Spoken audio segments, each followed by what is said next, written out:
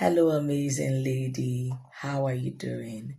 Welcome to day 10 of a Step Up Challenge. Today we're discussing your money mindset. Yes, we're talking about money because if you step up in that area of your life, and you don't step up around your money, frustration is going to deal with you. Poverty and scarcity is going to mess up everything that you've done. So, money mindsets are the set of beliefs, habits, and feelings that affect how you relate with money. It affects how you spend, it affects how you earn, it affects how you save and how you invest money. So if your money mindset is faulty, you're going to have a faulty relationship with money. There are different types of money mindset. There's the abundance mindset, there's the scarcity mindset, there's the fear-based mindset, there's the avoidant mindset, there's the intentional mindset, and there's a gender-based mindset. I'm going to explain all of them in a bit. So the abundance mindset believes that there's enough to go around. Every one of us can be rich, right? So this person doesn't think because this person is already doing well in this business, I cannot do well in it. Or because this person already has money, I cannot have money. The person with the abundant mindset believes that there's enough to go around. It's very early in the morning and the cock is crowing consistently in my background. So if you hear it, well. All right, so the abundant mindset person believes that there's enough to go around for everybody. They believe that they can make money as well as every other person in the environment. The person with the scarcity, and it affects how this person relates with money. They go all out for opportunities, they see opportunities and they go for it. And when they receive, they do what they can to multiply it. The person with the scarcity mindset believes that there is never enough money. And so when they receive money, they hoard. We are not talking about saving, they hoard. When I mean hoard, they keep it away, they don't use it to meet their needs, they don't save, they don't invest, they don't take care of themselves and the people around them.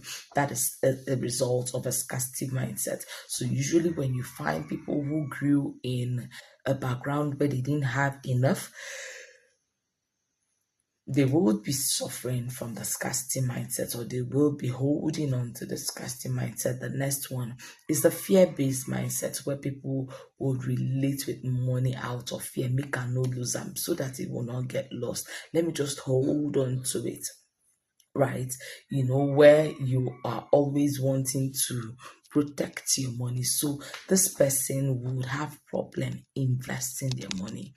They want to keep their money where they can see it. I know someone, a full-blown adult, who says he doesn't keep his money in banks. He would prefer to keep it in his house where he can see it. And sometimes it makes me wonder, how much money can this person make really? Because you also want to make money and keep in your house, and you don't want robbers to attack you. Do you get? So a fear-based mindset or money mindset would hold you down. The next one is the avoidant mindset. You just don't want to have conversations around money. You don't want to talk about money. Maybe this one may be fraud by that popular saying that money is the root of all evil.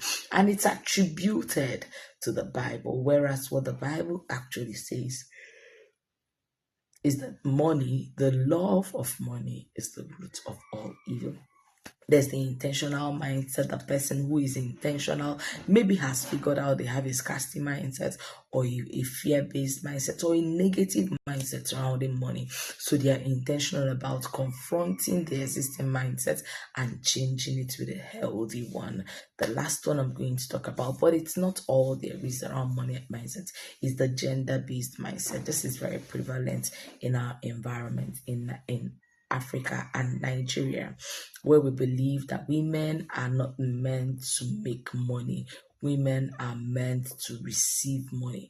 And so we sit around, even when we have skills that will fetch us a lot of money, we sit around waiting for a man or for men to hand money out to us. And then when we get into relationships, we would expect that relationship to be a source of income to us. So when the man doesn't meet all of our needs and extra, we think that he's not man enough or that he's not deserving of us in that relationship. I've heard about ladies billing men, they start to ask for what's that thing it was called, I don't remember, something like maintenance allowance. The person gives you money for skincare, for hair, for data, for airtime, for your transport, for feeding, just because they are in love with you. That is a faulty mindset, and if you have it, you need to get it fixed. Anybody can make money, male or female. Anybody at all can make money. Anybody can invest money, anybody can save money. So why money mindset matters? So there are a lot of things that influence your money mindset. One of it is your upbringing, there's a culture, there's faith, there's social media, and there are peers. So all of these things joined together may put hands to influence what you believe about money, how you relate with money, what your habits are around money. So upbringing, you may watch your parents struggle and scratch out, little money here and there to sustain you while you're growing. And then when you grow up with a scarcity mindset. Your culture, maybe that one that I talk about, gender-based. Yes, it is mostly influenced by culture, where they tell you women are keepers at home and should not go out to work. A woman should be dependent on her husband. So you have that Oriako in Igbo, or Asaudogo also in Igbo, where women are to eat money, are to enjoy money, are to be attached to someone that has money. There's social media where you just see all sorts of ideologies on social media, and before you know it, you pick it up. Remember, we said that influence is subtle, and then there's the ones that you pick up from your peers, what other people around you say or do about money. Eventually, inevitably, influences how you relate with money. So the essence of our conversation today is to transform your money mindset. How do you transform your money mindset? You begin with awareness. If you don't understand it, you will not be able to change it. So what do you believe? You sit down with yourself and figure out what it is that you believe around money. The journal is going to help you do that. Please make sure that you pay attention to the journal. It is a more important part of this challenge than the video is. It will contain elaboration on the things that I say. It will contain affirmations. It will contain prompts that will make you think about what your current situation is before you go on to see how to improve it. The next step to transforming your money mindset to do is challenging unhealthy habits.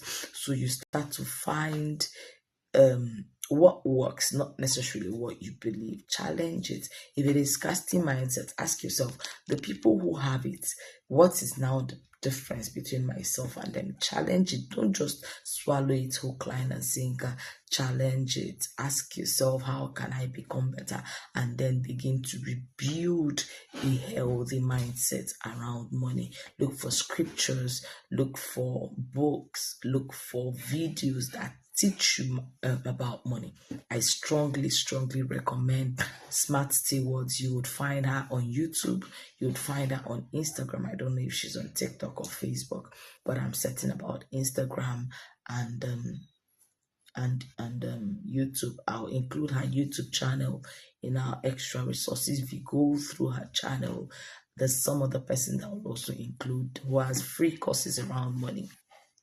It will help you rebuild your money mindset. And so the next thing we're going to be talking about is the money cycle. The money cycle goes like this: earn, save, invest, grow, rinse and repeat.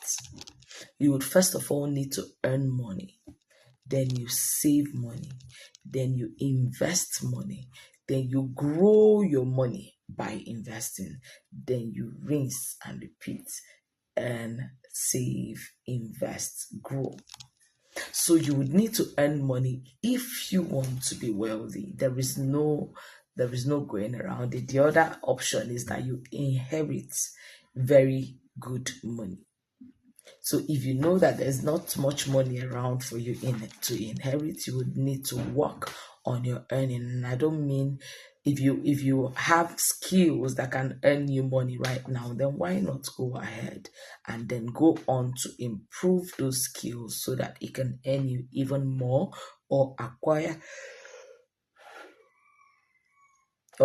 more skills so that you will earn even more, right? And then when you earn, you save, or you inherit, then you save. A lot of times we save money, save for 1 year, and at the end of 1 year we receive the money we save, and then we go ahead to blow it on buying shoes and clothes and hair and makeup and phones and all whatnot. But the essence of saving money is so that you can have enough to invest. Right? So you earn, you take out your savings and put away a little part of your earning. Most people advise 20% and put away. If you put it away consistently, at the end of a certain period, say 6 months, 3 months, 1 year, it's enough to do a little investment. Our area of concentration today is not investment, so I'm not talking about where you can invest your money. So you invest, and then the investment is what grows your money.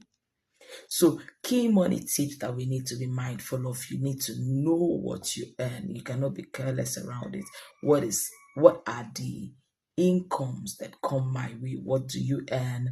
Work with a budget. Everyone who earns money should have a budget they work with. You know how much you save, how much you put towards expenses, how much you give towards charity, and all of that. I think I would include a resource that would help us budget also in the resources. So you also save a part of your income, invest your savings, and then take care of yourself. I need to spend a little time on this. Sometimes we spend a lot of time and energy and resources earning money, but we put away all of that money. We give to people, we save, we invest, but we end up not taking care of ourselves. You don't wear good clothes, you don't take care of your hair, wear good shoes, change your undies.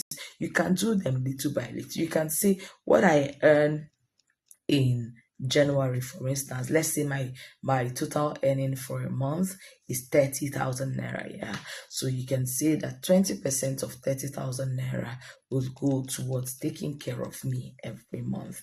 So 20% of 30,000 naira is 6,000 naira. Yes, so 6,000 naira. This month I can decide to use 6,000 naira to buy earrings. Next month I can decide to use it to buy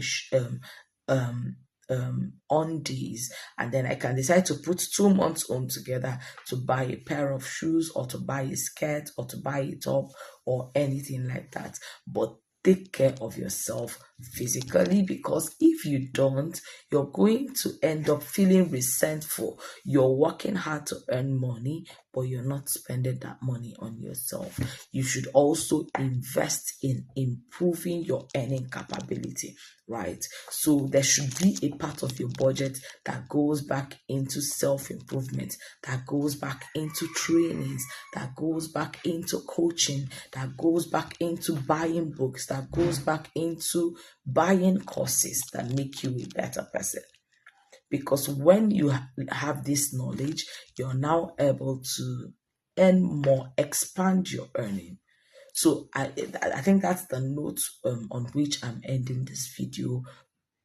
Take care of yourself. The person who earns the money, take care of yourself. We'll see in the Telegram community at 8 p.m. and then later in the day, another video will drop, or a series of awareness around Bloom Inner Circle will begin to drop for today. I truly hope to see you on the other side of the Inner Circle, where we hold conversations around money, unfettered conversations around money. You can ask any question and then we'll point you towards the right resources that will help you improve your money game. Have a beautiful, beautiful day. See you at 8 p.m. Bye.